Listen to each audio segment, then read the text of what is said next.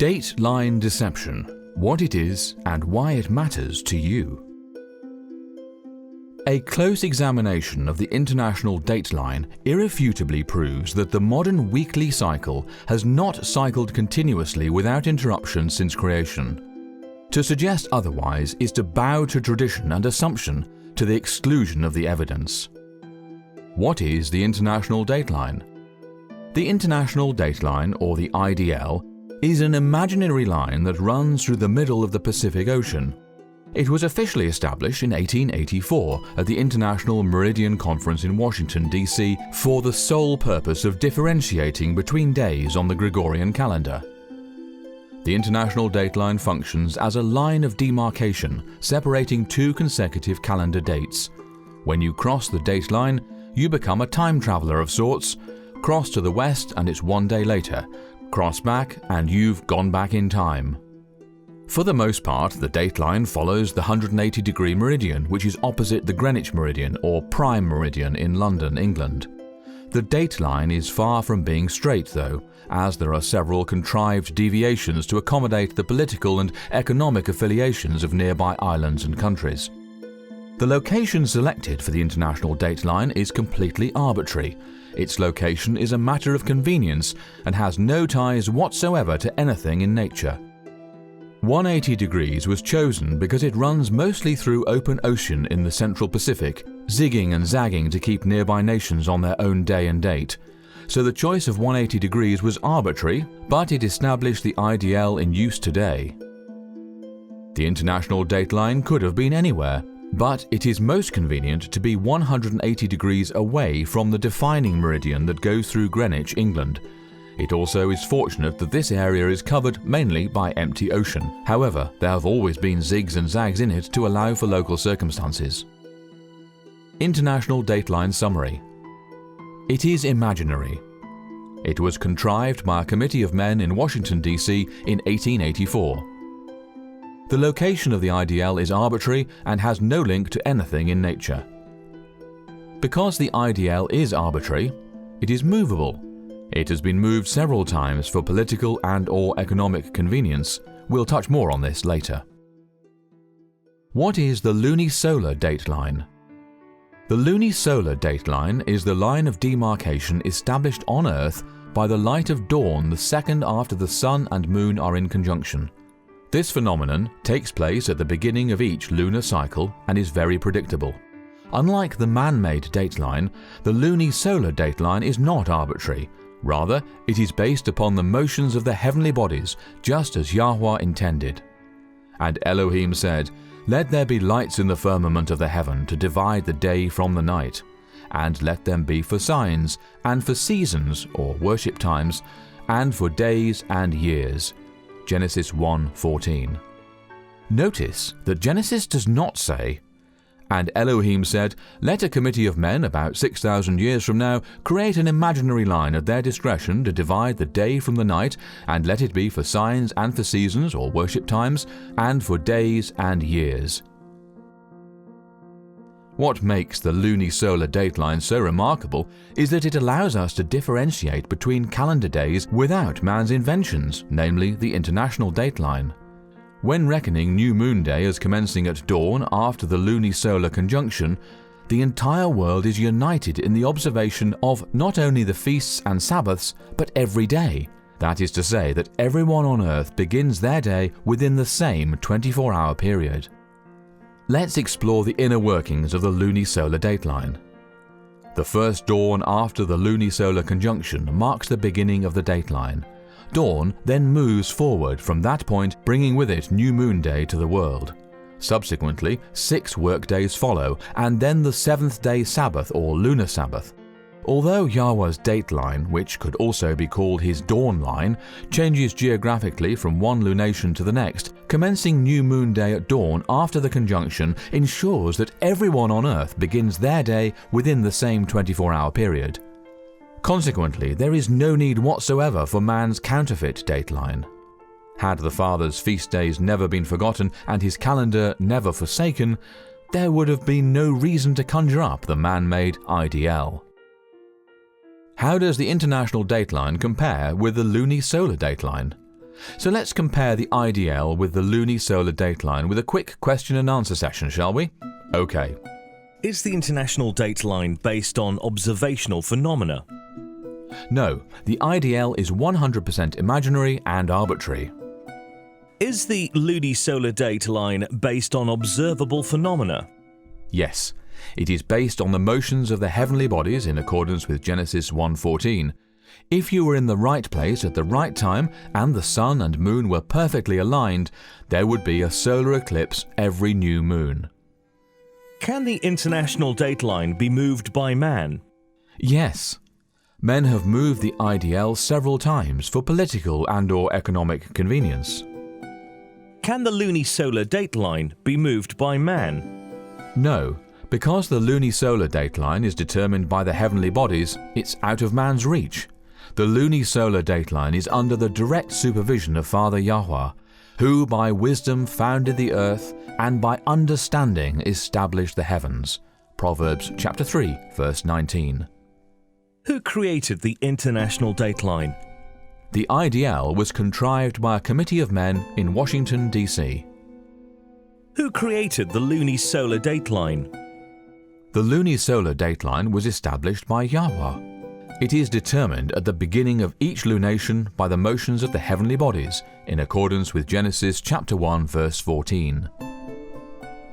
When was the international dateline established? The IDL was established in 1884. When was the lunisolar dateline established? The lunisolar dateline was established at creation with the ordination of the sun and moon. Which dateline do you suppose heaven endorses? Let's look at 6 ways the IDL cannot be heaven's dateline. 1. Waking up. Many today are waking up to the half-truths and outright lies being promulgated within the institutionalized church and are returning to covenant Torah. They are being enlightened to the perpetual nature of Yahuwah's feast days and are zealously promoting a return to set-apart living and observance of all that Yahuwah has commanded. Often overlooked, though, is the calendar being used to calculate the feast days is irreparably pagan. Not only that, but it is inexorably dependent upon the international dateline.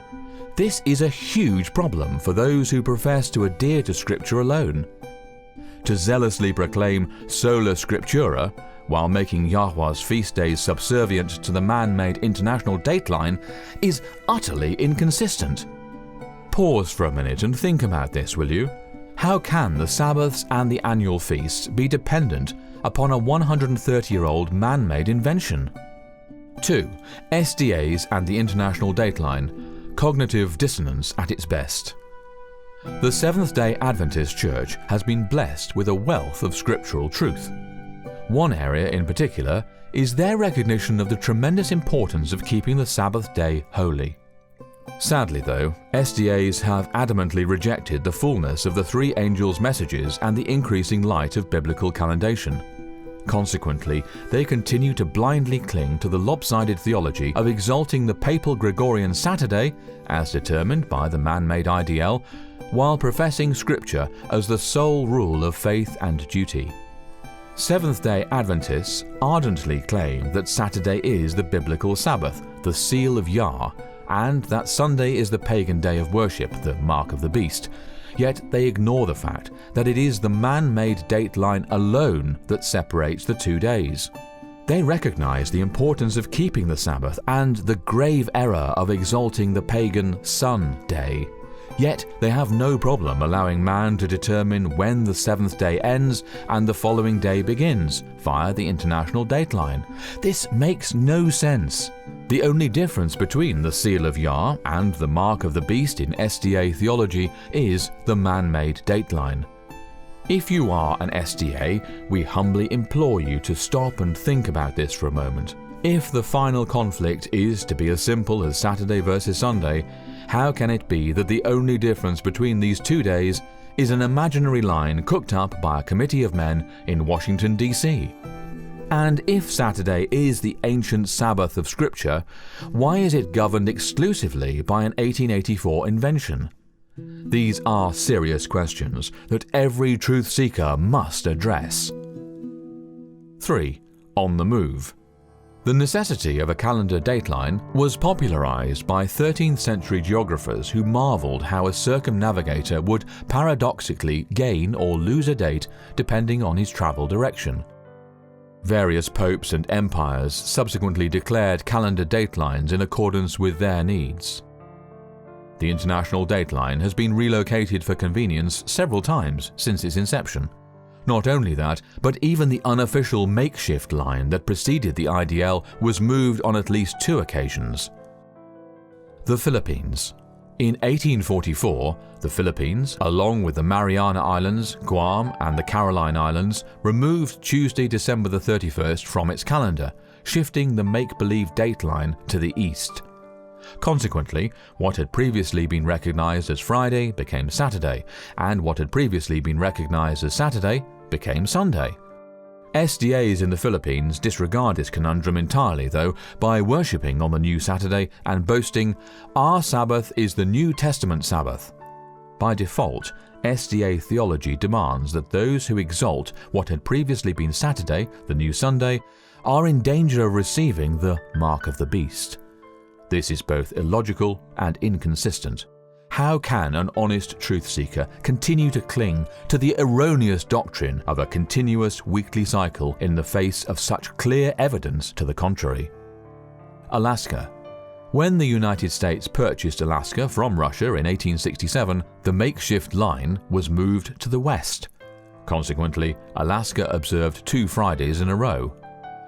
At the instigation of U.S. Secretary of State William Seward, the United States Senate approved the purchase of Alaska from Russia for $7,200,000 on April 9, 1867, and the United States flag was raised on October 18th of that same year, now called Alaska Day.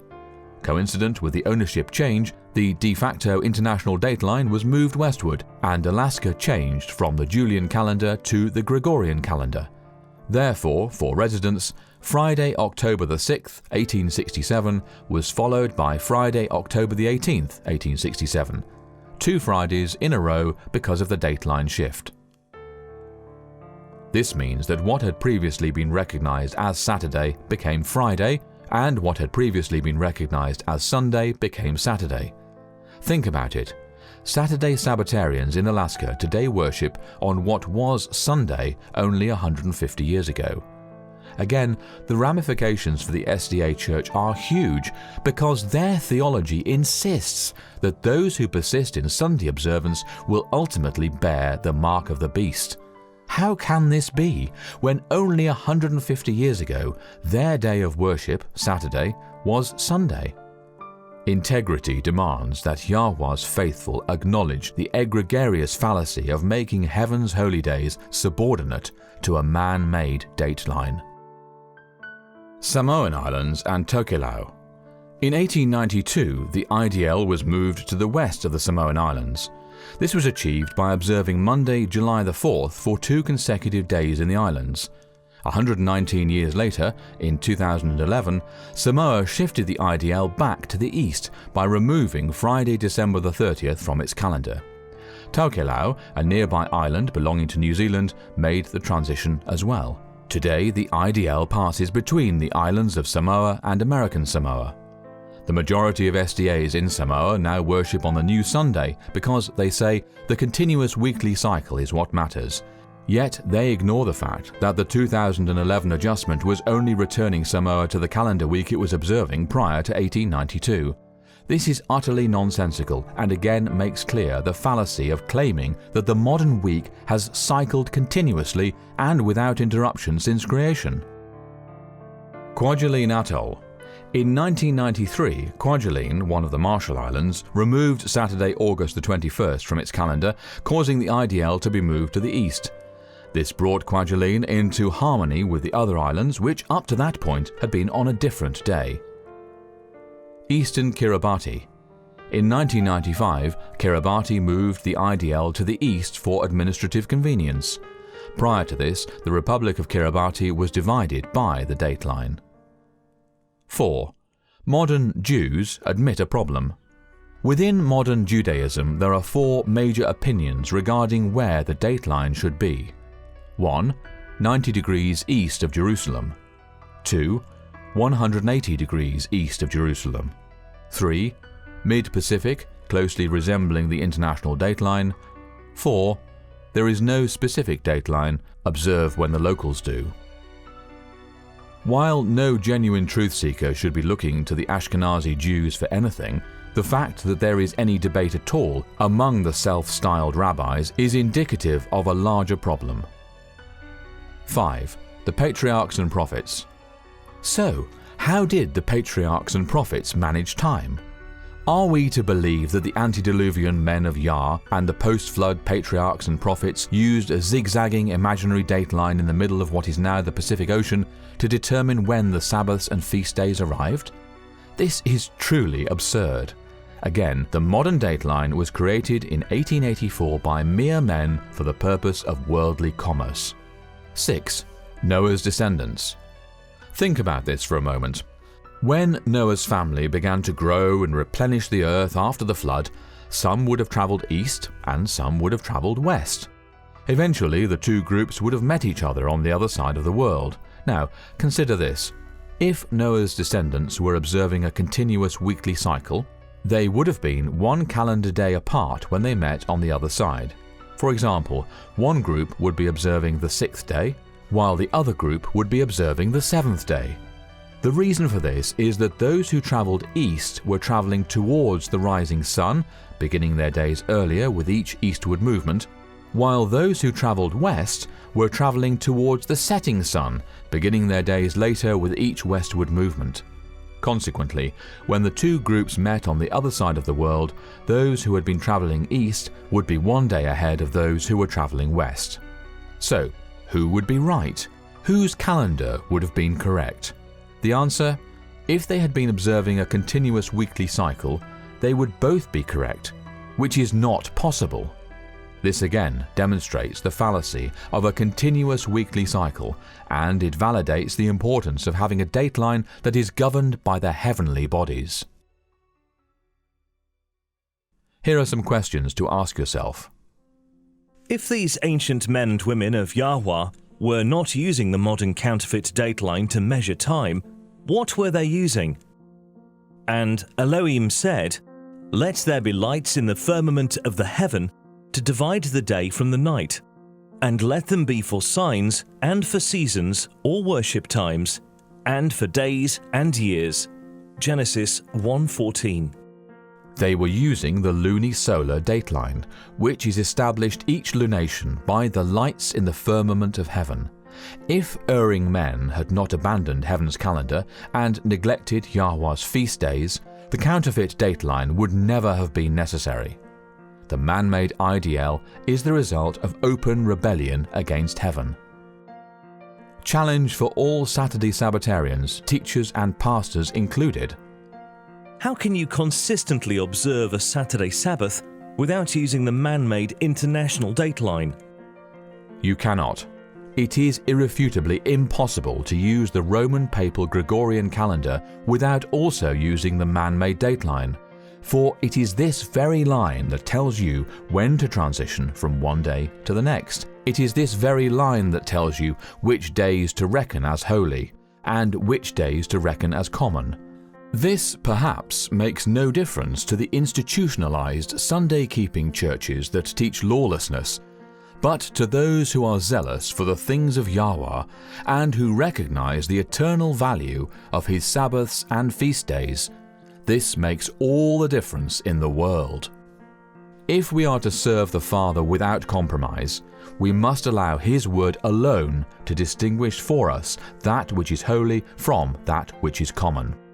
Which is to say, we must use heaven's calendar and heaven's dateline to determine when the Sabbaths and feast days arrive, not man's counterfeit dateline that's only been zigzagging its way through the Pacific Ocean for the last 130 years. Now, we have a challenge for you. Ask your own questions. If you are a Saturday Sabbatarian, ask your pastor, how can we consistently observe a Saturday Sabbath without using the 130-year-old man-made international dateline? If he is honest, he will have to concede that it is impossible. The world simply cannot be united in observing a Gregorian day and/or date without using the international dateline. The question that logically follows then is, how can Saturday be heaven's ordained seventh-day Sabbath? There is simply no way around it. If the day matters, then the method used to calculate the day matters too. You cannot have it both ways. You cannot say that the seventh-day Sabbath is of the utmost importance to our Father in heaven, while also saying it is acceptable to let worldly men determine when the seventh-day Sabbath begins and ends via the international dateline. Embrace truth. Now that your eyes have been opened to the deceit of the modern calendar, what will you do? Will you obey at once and begin studying and observing heaven's calendar? Or will you obstinately plug your ears, cover your eyes, and turn your back to the light? Will you pick up your cross and follow the Lamb wherever he goes? Or will you shrink from the invitation and return to the complacency and darkness from whence you were called? It is our prayer that you will shake off the spirit of Laodicea and flee Babylon while there is still time. Please do not make the mistake of believing that there is safety in numbers. Your pastor might choose to remain in darkness. Your church family might prefer the comfort of a pew over the discomfort of bearing the cross. Everyone you know might reject the latter rain and the increasing light of the Father's calendar. This, however, does not excuse you from your responsibility to embrace the truth. Yahuwah has made it known to you. Incomprehensible blessings await those who trust and obey. But the path of the just is as the shining light that shineth more and more unto the perfect day. Proverbs chapter 4 verse 18. For more on this and other exciting end-time topics, please visit worldslastchance.com.